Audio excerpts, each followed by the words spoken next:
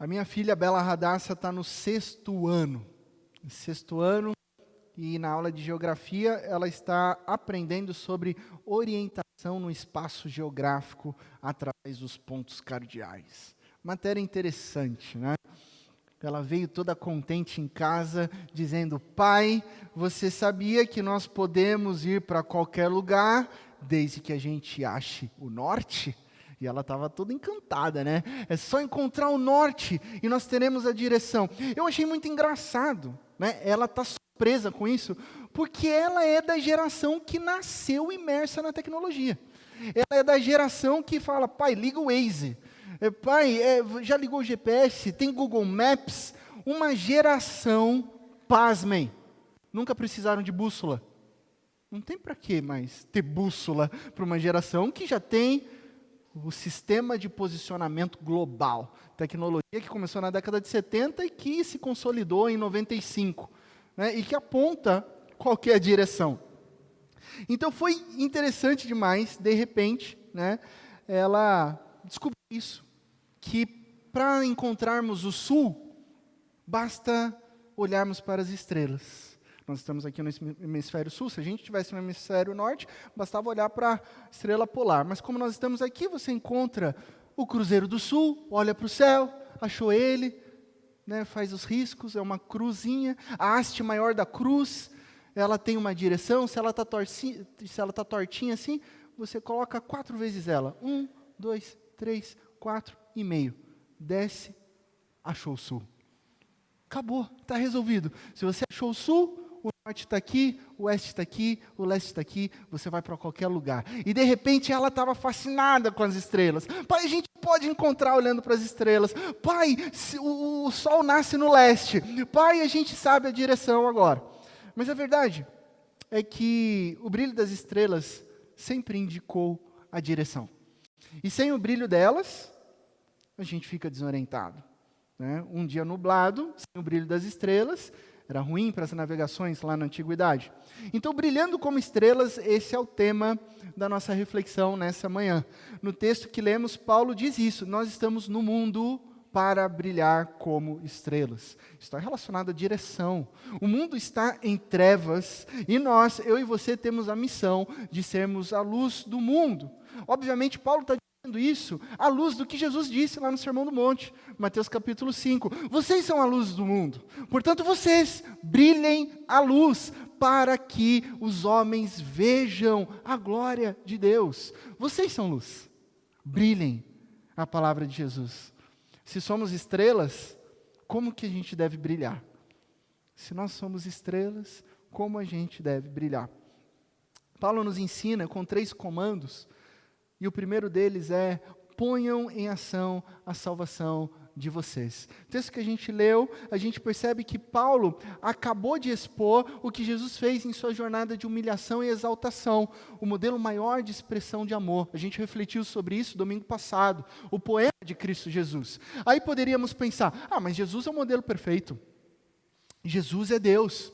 Jesus é 100% homem, mas ele é 100% Deus. Então, como nós, meros mortais, poderíamos alcançar isso? Essa é a grande pergunta. Paulo, que anteriormente tinha chamado os filipenses de irmãos e irmãs, começa dizendo: meus amados, prestem atenção, meus queridos irmãos e irmãs, meus amigos amados.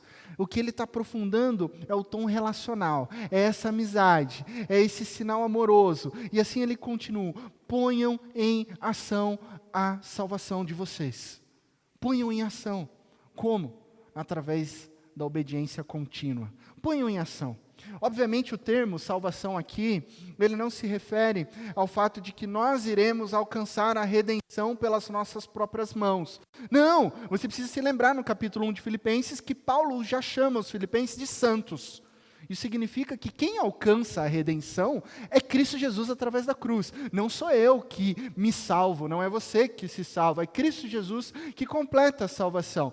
Então, aqui, a salvação interior, o resgate já foi feito unicamente por Cristo Jesus. O que Paulo está falando é: agora, Filipenses, vocês estão no processo de vivenciar isso daí. Agora, Filipenses, a partir dessa realidade interior, desenvolvam a salvação. para que as pessoas venham a saber quem é Cristo Jesus. É o que a teologia sistemática chama de santificação. O processo de santificação. E no processo de santificação, aí sim, eu e você temos responsabilidade nisso. O Espírito Santo nos capacita, o Espírito Santo nos mostra a direção, mas eu e você temos que ir, cultivar, desenvolver. Ninguém vai conhecer mais a Cristo Jesus se não ler a palavra de Deus. Ninguém vai ter maior relacionamento com Deus se não orar. Essa é a parte que nós temos a responsabilidade. Mas nós somos capacitados, e isso é maravilhoso, a partir do Cristo que já habita em nós. O Cristo Jesus que já habita em meu coração, no seu coração. Isso é maravilhoso, porque se você observar comigo o versículo 13, olha só o que Paulo diz: pois é Deus quem efetua em vocês tanto querer quanto realizar, de acordo com a boa vontade dele. Deus é quem efetua em vocês, no coração de vocês. Cristo Jesus vive em nós.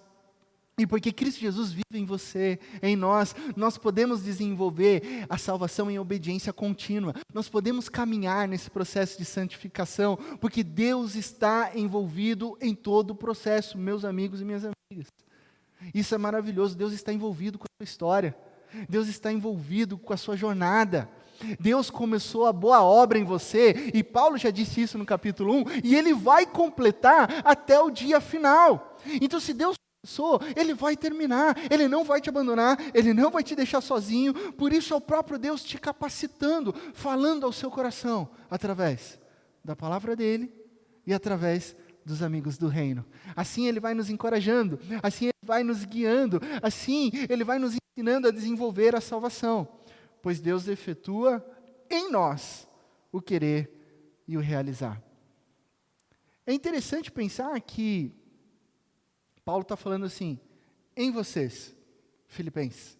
E nós recebemos essa palavra hoje e dizemos, nossa, é em nós. É no plural, não é na individualidade. Brilhar como estrelas, e essa é a nossa missão, acontece de maneira corporativa. Acontece de maneira comunitária, é familiar. Porque o nosso Deus é Deus de famílias. É entre o povo.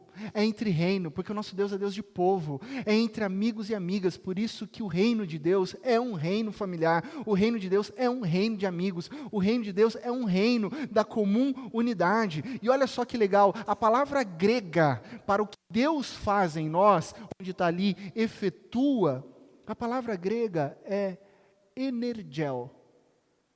Vou repetir de novo, energel. Pastor, por que você está falando grego aqui, literalmente? Qual é a relação? Você sabe que o nosso português tem várias palavras de origem latina e de origem grega. Aí eu vou te fazer uma pergunta. O que a palavra energel te lembra? Energia. Exatamente isso. Olha só a profundidade disso se a gente transliterar esse texto e dizer, pois Deus é quem energiza vocês. E energiza vocês, tanto querer quanto realizar, de acordo com o propósito que Ele tem para mim e para a sua vida. Deus energiza as nossas vidas. Energel, energiza. E se nós estamos falando de estrelas, se nós estamos utilizando essa metáfora de Paulo e nós somos como estrelas, não teria outra palavra melhor do que energia. Afinal, de onde vem a energia das estrelas? Já se perguntou? De onde vem a energia das estrelas?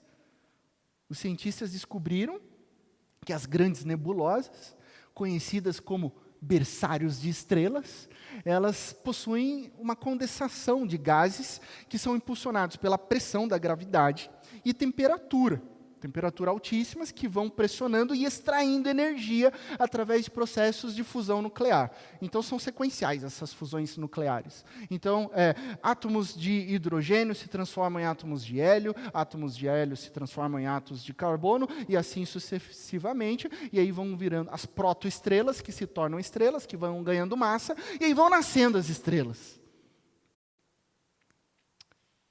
É fantástico isso, né? O universo está cheio de hidrogênio. cheio de hidrogênio. E aí os cientistas falam, é daí que nascem as estrelas, né? E aí a gente pergunta, mas quem colocou hidrogênio lá? Eu amo essa pergunta, né? Quem colocou hidrogênio lá?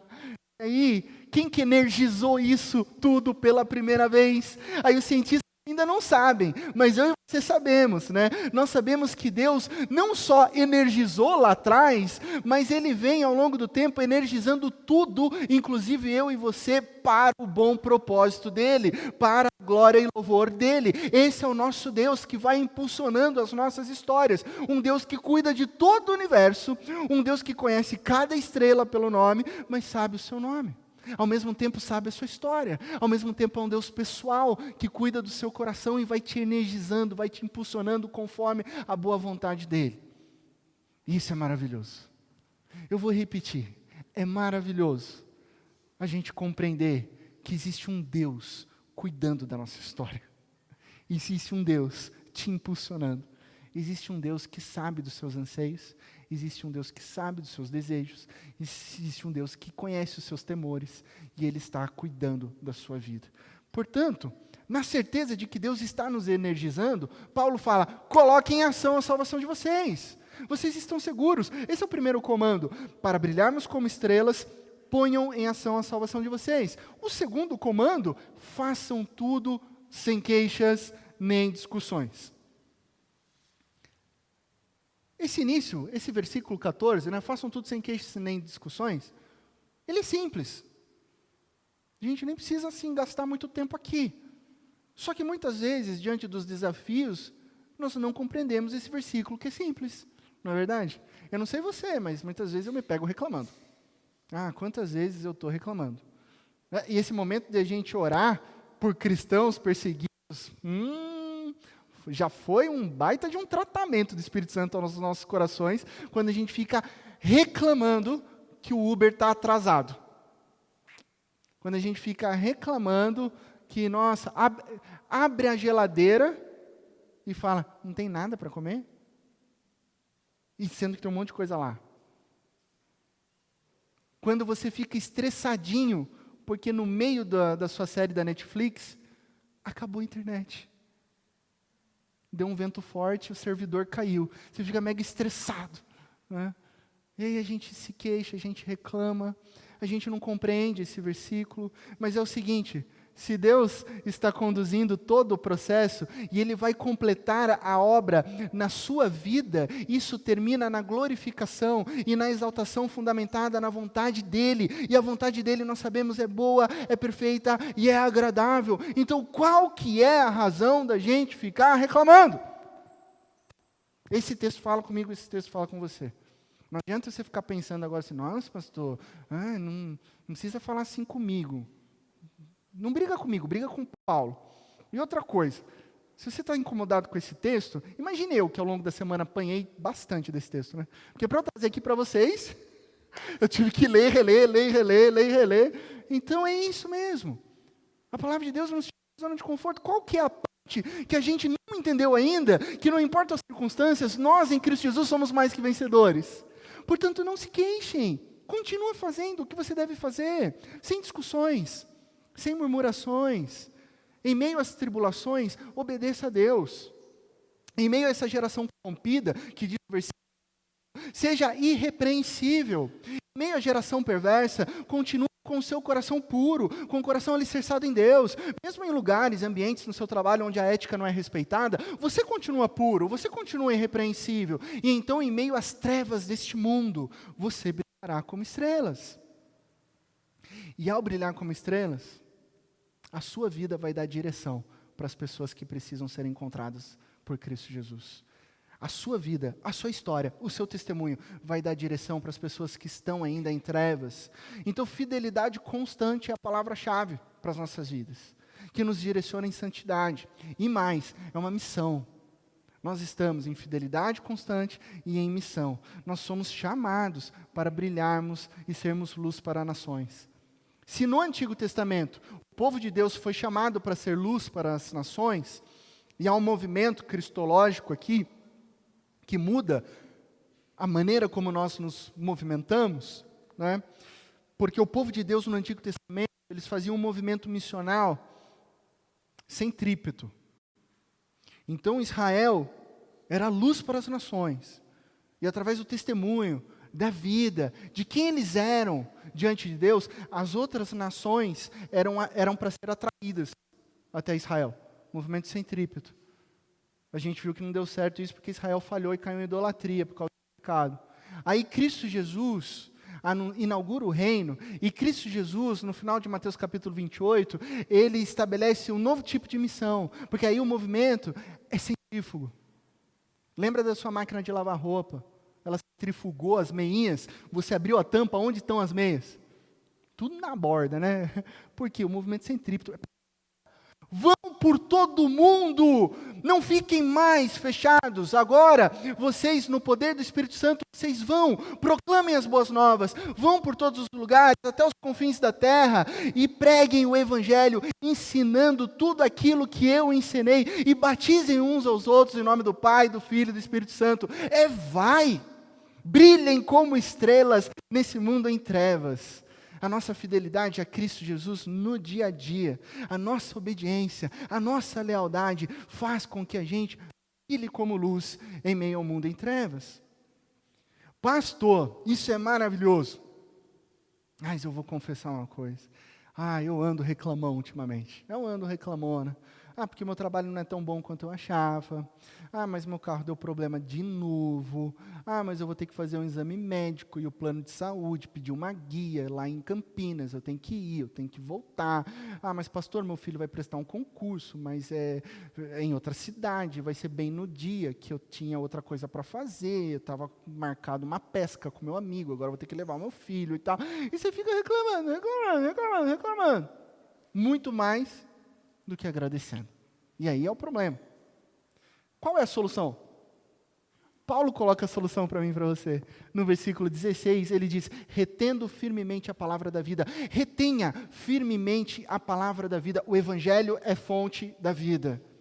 A palavra aqui é logos, vida é zoé, e Paulo várias vezes utiliza a palavra logos aqui como uma referência às boas notícias. Pegue as boas notícias do Evangelho e retenha e traga para o seu coração. Entenda que as boas novas de Cristo Jesus são fonte de vida para qualquer pessoa dessa geração, para qualquer pessoa dessa sociedade, incluindo você. Isso significa, levante-se de manhã e pregue para você no espelho. Você precisa ser relembrado das promessas de Deus. Pregue para você, agarre-se às promessas de Deus para a sua vida, ministre a elas em seu coração, lembre o seu interior, onde está a sua esperança, e você vai redescobrir o amor de Deus. Você vai redescobrir qual é a sua identidade. A sua identidade está enraizada em Cristo Jesus. Você vai redescobrir que só Jesus tem palavras de vida eterna. Então, para onde você vai? Você só pode ir para Cristo Jesus. É só Ele que tem as palavras de vida eterna. E são essas palavras que renovam o nosso coração. A gente precisa aprender a pregar para nós mesmos. Lembrar que nós somos estrelas. Lembrar que nós somos filhos e filhas. Lembrar da nossa missão. Quando a gente está abatido, quando a gente está desanimado, a gente precisa aprender com o salmista a falar com o nosso coração. Por que estás abatido, a minha alma? Por que te perturbas dentro de mim? Eu ainda me alegrarei. Coloque a esperança em Deus. Ele fala para ele mesmo. A gente precisa falar para a gente. Coloque a sua esperança. Eu o louvarei. Eu o adorarei. Fale com a sua alma. São essas palavras que transformam um coração reclamão num coração grato e alegre. Brilhem como as estrelas. Ponham em ação a salvação de vocês. Façam tudo sem queixas nem discussões. Tem que ser feito? Tem que. Você tem duas opções, ou faz reclamando ou faz alegre. Não é melhor fazer alegre? Faz alegre. A gente fala isso para os nossos filhos, né? Não tem jeito. Lava a louça.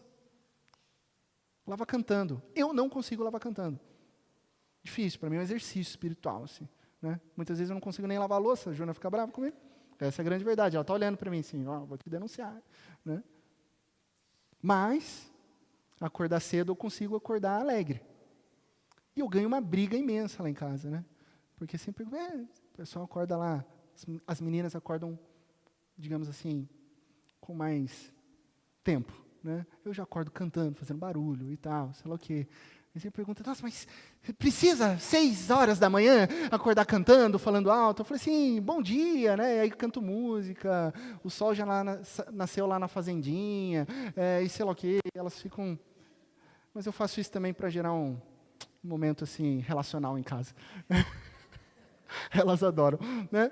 Mas é um exercício para que a gente coloque alegria em tudo, já que tem que acordar cedo mesmo, que eu gosto de dormir, mas tem que acordar cedo, acorda, né? Então, se alegre. Liga a moto, barulhenta, os vizinhos ficam bravos, eu falo, alegrem-se, vizinhos.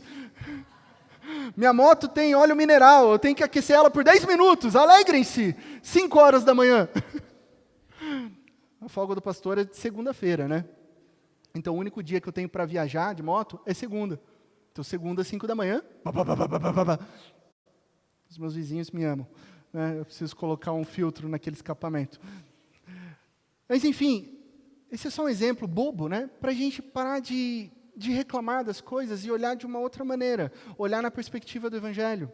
Olhar na perspectiva das boas novas. Olhar a partir da alegria que vem do Senhor. E quando você para de reclamar e começa a agradecer, você abre espaço no seu coração para que a alegria entre. Você tem que dar esse passo. Parar de reclamar, agradecer, para que você se encha de alegria. No versículo 17, e aí a gente tem o terceiro comando, né? A gente tem o terceiro comando, alegrem-se em comum unidade. No versículo 17, Paulo usa uma metáfora. Ele começa no versículo 17 dizendo sobre a oferta da bebida. A oferta da bebida, ou em algumas versões, oferta da libação, é uma imagem própria da Torá, própria do Antigo Testamento. Você encontra exatamente esse termo em Êxodo, Levítico, Números e Deuteronômio. Nesses 4 livros você encontra diretrizes para essa oferta. Tá? Onde a gente vê oferta de ações de graças e oferta de comunhão, onde se derramava azeite sobre os cereais e derramava também vinho. E Paulo usa a palavra sacrifício, que representava a fé e representava o serviço. Fé como uma vida em resposta ao que Cristo Jesus fez por nós na cruz. E serviço como um engajamento ativo no mundo. Eu vou ao mundo a partir do que Cristo Jesus fez no meu interior. Eu vou brilhar como estrelas em meio às trevas. Fé e serviço. Isso é uma vida derramada em sacrifício. E que de maneira alguma, olha que interessante, de maneira alguma, esse tipo de vida é contraditória à disposição de alegria. Paulo está falando. Essa vida de sacrifício, ela não está em oposição à alegria. No Antigo Testamento, olha só interessante, as ofertas de comunhão e de ações de graça terminavam com uma refeição. E a refeição era de alegria. De alegria. Deuteronômio capítulo 12, verso 7. Diz o Senhor, na presença do seu Deus, vocês e suas famílias comerão e se alegrarão com tudo o que tiverem feito, uma referência às ofertas, pois o Senhor, o seu Deus, os terá abençoado. Termina com festa, termina com celebração, termina com alegria. É uma disciplina espiritual onde você coloca a intencionalidade. Eu vou fazer isso para quê? Para me alegrar? Sim. Festa? Sim. Celebração? Sim.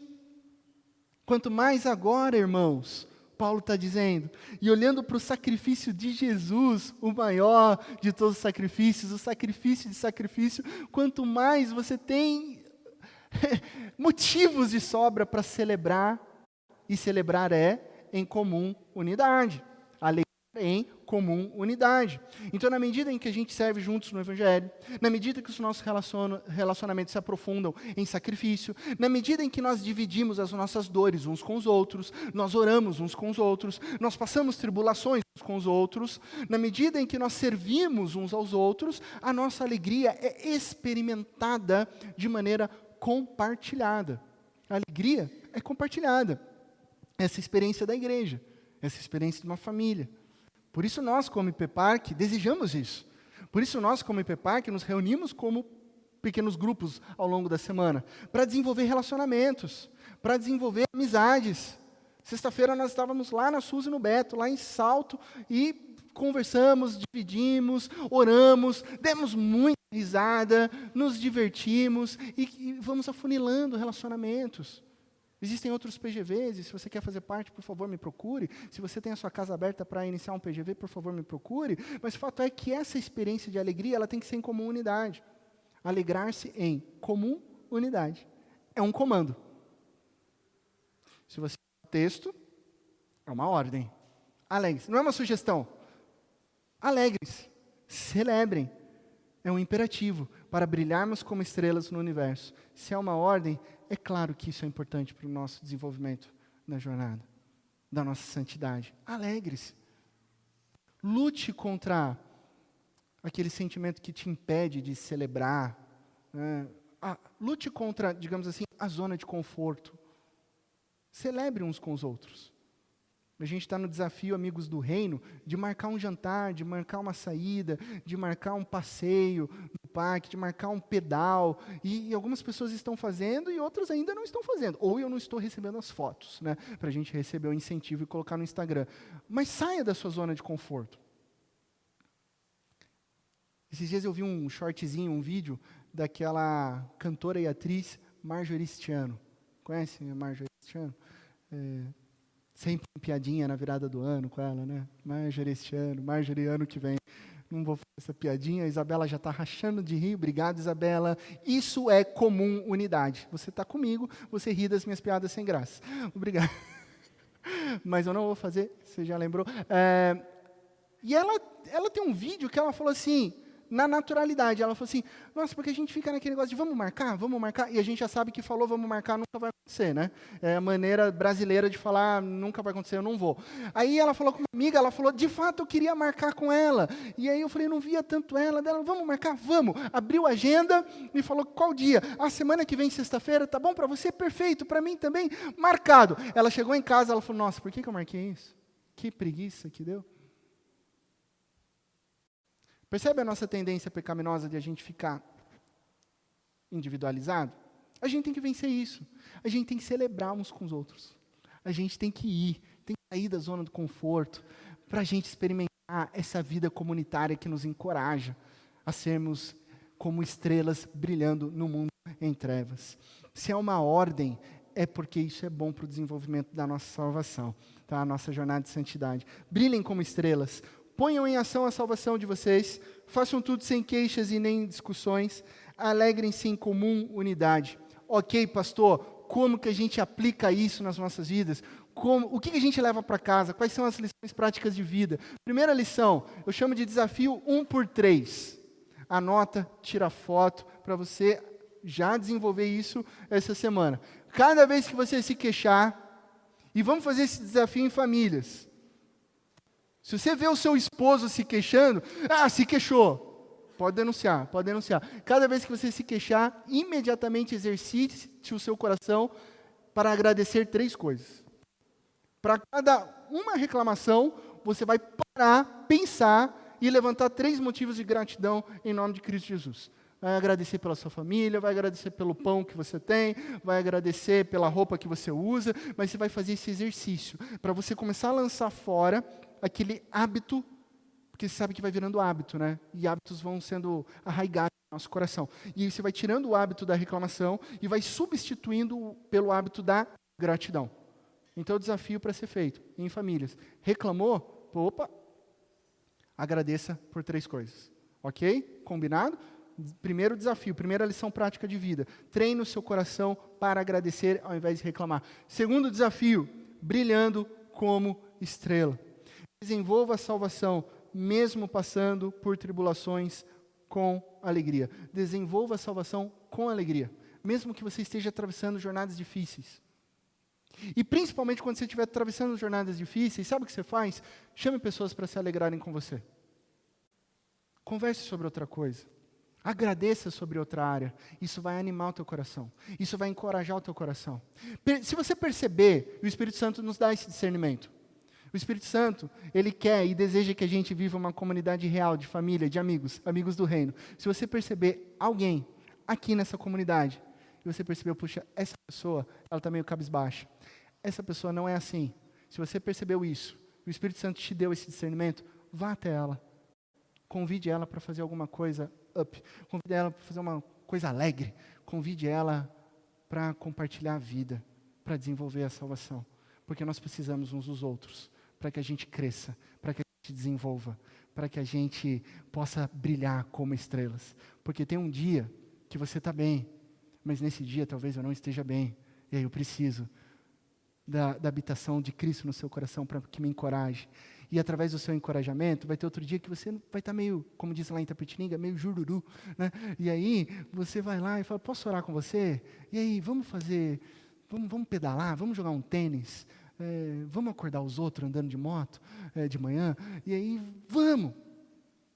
Isso é desenvolver o brilhar como estrelas. Convide pessoas a se alegrarem com você. Aconteceu algo importante, vitória. Passei no concurso, casei!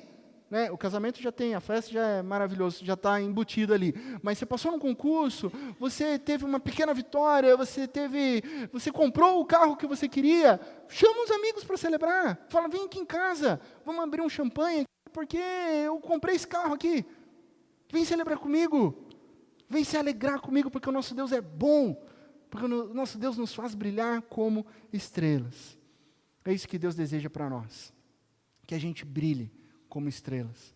Porque o mundo está em trevas. E o mundo precisa da luz de Cristo Jesus que está em nós, para que eles encontrem a direção. Isso acontece, graças a Deus, através das nossas vidas, no nós, em comunidade. Eu vou concluir essa mensagem se aproximando da mesa de Cristo Jesus. Porque nós fomos chamados a brilhar como estrelas no universo. Isso que o texto diz. E as estrelas, como a minha filha Isabela aprendeu na escola, elas indicam a direção. Elas mostram o norte, elas mostram o sul, e sem as estrelas o mundo fica em trevas. Quando Jesus nasceu, e você lembra da narrativa que se encontra lá em Mateus capítulo 2, os magos do Oriente, eles seguiram a estrela. E a Bíblia diz que a estrela foi adiante deles, foi caminhando, até que finalmente essa estrela parou, e ela parou onde estava Cristo Jesus, brilhando como estrelas no universo. Por qual motivo? Pelo mesmo motivo de que o objetivo de todas as mensagens de Deus, sejam elas escritas na palavra, sejam elas escritas através dos milagres e dos testemunhos na sua história, toda a palavra de Deus aponta para Cristo Jesus. Todo o objetivo da mensagem de Deus é lançar luz do céu sobre Cristo Jesus. Você brilha, sabe por quê? Para mostrar o Cristo Jesus que está em você, para que as pessoas venham conhecer Cristo Jesus. Por isso você foi feito à imagem e semelhança de Cristo, para apontar o Deus invisível. O Cristo que foi derramado como oferta de bebida. O Cristo Jesus que derramou a sua própria vida por mim e por você. Aquilo que Paulo estava falando também está enraizado em Cristo Jesus, porque Cristo Jesus se fez como oferta de bebida. Por isso, essa mesa representa aqui agora o sacrifício de Cristo Jesus por mim e por você. Por isso, esse é um momento de olharmos para nós mesmos e lembrarmos que Deus nos resgatou. Olhar para nós mesmos e sermos lembrados de que nada pode nos separar da união que nós temos em Cristo Jesus. Então, nesse momento, nós confrontamos o nosso pecado, sim. Nesse momento, nós confessamos as nossas falhas. E esse é um movimento que a gente faz ao redor dessa mesa. Mas o movimento não para por aí. Porque da mesma maneira que depois da oferta da comunhão, o povo do Antigo Testamento era chamado a comer e beber com alegria, por causa da ressurreição de Cristo Jesus. Eu e você também somos chamados à celebração. Essa mesa aqui é a mesa da celebração. Por isso que nesse momento é um momento de contrição, onde nós olhamos para nós mesmos. É um momento de confissão, onde nós reconhecemos os nossos erros. Esse é um momento de rendição, onde nós nos rendemos ao amor de Cristo Jesus, que nos perdoa, que nos purifica de toda injustiça, e nada pode te culpar, porque o sangue de Cristo Jesus te lavou, te purificou, e o sangue de Cristo Jesus é maior do que tudo e do que todos, inclusive da sua história, do seu passado. Não existe nenhum pecado maior do que o sangue de Cristo Jesus. Por isso é um momento de celebração, onde você se apropria da alegria que nós temos naquele que morreu por mim e por você e ressuscitou no terceiro dia. A alegria é por causa da obra de Cristo Jesus, que nós não estamos mais em trevas, nós fomos resgatados para o seu reino de luz. Nós cremos que essa mesa aqui, ela não é apenas um memorial, não é. Muito embora ela nos lembre do que Cristo fez, mas essa mesa aqui, ela representa a presença de Cristo. Nesse momento onde nós ministramos diante da mesa do Senhor, Cristo Jesus se faz presente real e espiritualmente ao redor da mesa. Por isso é no comer do pão e no beber do cálice que nós nos tornamos mais semelhantes a Cristo Jesus. Cristo Jesus está presente aqui. Olhe para o seu coração, confesse os seus pecados, renda-se ao Cristo presente aqui e aproprie-se do perdão com alegria e celebração. Feche os teus olhos nesse momento. Eu te convido a você ter um tempo de oração silenciosa. Fale com Deus. Olhe para o seu coração. Se há algo a ser confessado, confesse. Renda-se ao perdão e ao amor incalculável de Cristo Jesus. E então, celebre a vida que você tem nele. Vamos orar.